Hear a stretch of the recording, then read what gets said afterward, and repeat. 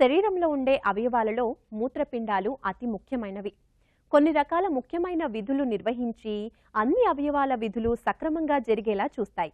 ఇంతటి కీలక అవయవాన్ని కాపాడుకోవడం అత్యవసరం. ఒకసారి మూత్రపిండాల పనితీరు మందగించి అది విఫలమవటం మొదలైందంటే దాన్ని పూర్తిగా నయం చేయటం కష్టమే. రక్తంలోని క్రియాటినిన్ మన కిడ్నీల వడపోత సామర్థ్యం ఎలా ఉందో తెలియజేస్తుంది. ఇలాంటి క్రియాటినిన్ గురించి పూర్తి సమాచారం ఇప్పుడు చూద్దాం.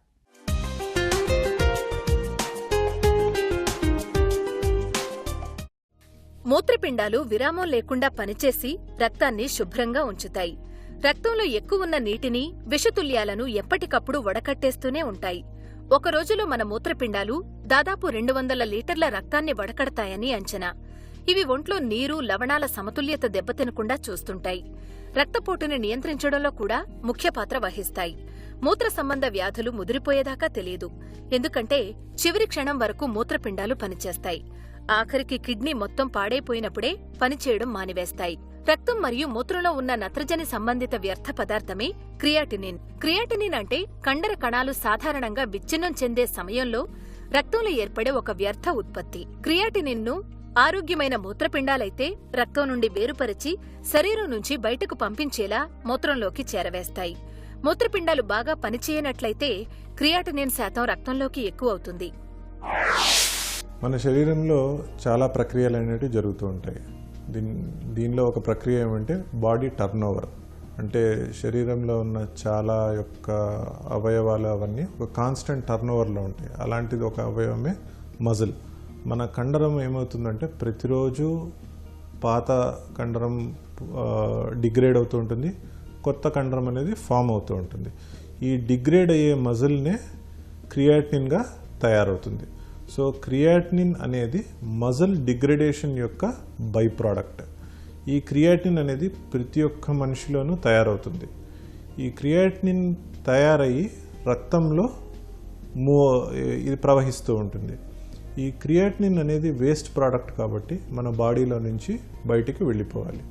ఈ బయటికి పంపించే పనిని కిడ్నీ అనేది చేస్తుంది.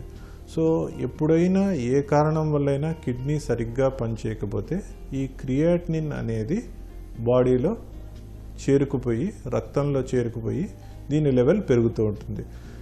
కిడ్నీ 15% కన్నా ఎక్కువ పనిచేయలేని స్థితికి వచ్చే వరకు కిడ్నీలో వ్యాధి ఉందనే లక్షణాలు ఏవీ కనిపించవు. ఆ తర్వాతే కాళ్లవాపు, ఆయాసం, మూత్రం రాకపోవడం వంటి లక్షణాలు కనిపిస్తాయి. వ్యాధి పెరిగితే తిరిగి ఆరోగ్యంగా కావడం దాదాపు అసాధ్యమే. బీపీ, షుగర్ లాంటి జబ్బులున్నవారు ప్రతి 3 నెలలకోసారి ఆరోగ్య పరీక్షలు చేయించుకోవాలి. మూత్ర పరీక్ష, క్రియాటినిన్ పరీక్షల ద్వారా కిడ్నీలు దెబ్బతిన్నాయా లేదా తెలుస్తుంది. వైద్య పరీక్షల్లో మూత్రంలో ప్రోటీన్ కనిపిస్తే వెంటనే డాక్టర్ని కలిస్తే మందులతో కంట్రోల్ చేయవచ్చు. మూత్రంలో ఎంత శాతం ప్రోటీన్ లేదా ఆల్బుమిన్ కలిగి ఉన్నామో తెలుసుకోవడం కోసం ప్రయోగశాలలో అతి సున్నితంగా కొలత పరీక్ష జరుపుతారు. దీంతో ప్రోటీన్ క్రియాటినిన్, ఆల్బుమిన్ క్రియాటినిన్ నిష్పత్తిని లెక్కించడం జరుగుతుంది. ఈ వ్యాధులను గుర్తించడానికి ఆల్బుమిన్ క్రియాటినిన్ పరీక్షను నిర్వహిస్తారు. ఒక వ్యక్తికి మొదటిగా చేసిన పరీక్షలో ప్రోటీన్ శాతం అధిక స్థాయిలో చూపించినట్లయితే అదే పరీక్షను మరలా 1-2 వారాల తర్వాత చేయాలి. రెండో పరీక్షలో కూడా ప్రోటీన్ శాతం అధిక స్థాయిలో చూపించినట్లయితే ఆ వ్యక్తి నిరంతర ప్రోటీనీరియా కలిగి ఉన్నట్లుగా నిర్ధారించుకోవచ్చు. మూత్రపిండాలు ఎంత సమర్థవంతంగా రక్తం నుంచి వ్యర్థాలు వడపోస్తున్నాయో లెక్కించే పరీక్షే జిఎఫ్ఆర్. ఒక వ్యక్తి యొక్క 1 డెసిలీటర్ రక్తంలో ఎన్ని మిల్లీగ్రాముల క్రియాటినిన్ ఉందో ప్రయోగశాలలో పరిశీలిస్తారు. ఇందుకు మనం క్రియాటినిన్ యొక్క ఎస్టిమేషన్ అనేది చాలా తేలిగ్గా చేయొచ్చు. అందువల్ల కిడ్నీ సరిగ్గా పనిచేస్తుందా లేదా అని కనుక్కోవడానికి మనం ఈ క్రియాటినిన్ని సీరం అంటే బ్లడ్ నుంచి మనం ఎస్టిమేట్ చేస్తూ ఉంటాం. సో ఈ లెవెల్స్ ఎక్కువగా ఉంటే కిడ్నీ సరిగ్గా పనిచేయట్లేదని, సో మజిల్ మాస్ తక్కువగా ఉన్న వాళ్లకు క్రియాటినిన్ లెవెల్స్ అనేటివి తక్కువగా ఉంటాయి. మజిల్ మాస్ ఎక్కువగా ఉన్నప్పుడు మన బాడీ బిల్డర్స్ ఇలాంటి వాళ్లకు క్రియాటినిన్ లెవెల్స్ ఎక్కువగా ఉంటాయి. కిడ్నీ నార్మల్గా పనిచేస్తున్నా కూడా ఈ లెవెల్స్లో కొంచెం వేరియేషన్ కనిపిస్తూ ఉంటుంది. అలానే కాకుండా ఈ క్రియాటినిన్ లెవెల్ యొక్క వేరియేషన్స్ చిన్నపిల్లల్లో మరీ తక్కువగా ఉంటుంది, మిడిల్ ఏజ్లో కొంచెం ఎక్కువగా ఉంటుంది, అంటే విత్ ఇన్ నార్మల్ లిమిట్స్. అదే పెద్దవాళ్లలో మరి కొంచెం తగ్గుతుంది. ఎందుకు అంటే ఇందాక చెప్పినట్టే మజిల్ మాస్ వేరియేషన్ వల్ల.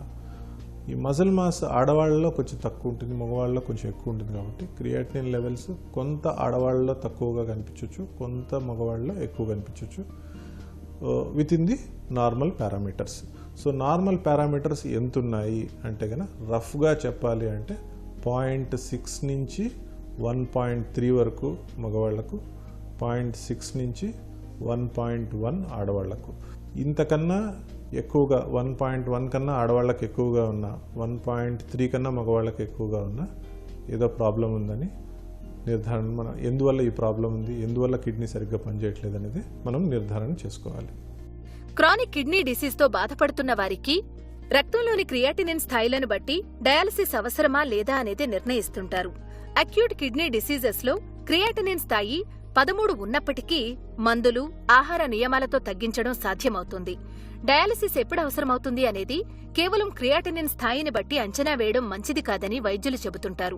డయాలసిస్ చేయించుకుంటున్న వారు నెలలో ఒక రోజులో ఎంత మొత్తంలో మూత్రం విసర్జిస్తున్నారో దానికి సమాన స్థాయిలో ద్రవాహారం తీసుకోవాలి. ప్రోటీన్ కూడా ఎక్కువగా తీసుకోకూడదని అపోహపడతారు. మాంసాహారంలో చికెన్, మటన్లకు బదులుగా చేపలు తీసుకుంటే మంచిది. చిరుధాన్యాలు మొలకెత్తించి తినడం వల్ల శరీర ఆరోగ్యానికి మాత్రమే కాదు, మూత్రపిండాలు ఆరోగ్యంగా ఉంటాయి. మూత్రపిండాల పనితీరును మెరుగుపరిచే క్యాబేజీతో పాటు ఆలివ్ ఆయిల్, ఉల్లిపాయలు, చెర్రీస్, ఒమేగా 3 ఫ్యాటీ యాసిడ్స్ లభించే చేపలు తింటూ ఉండాలి.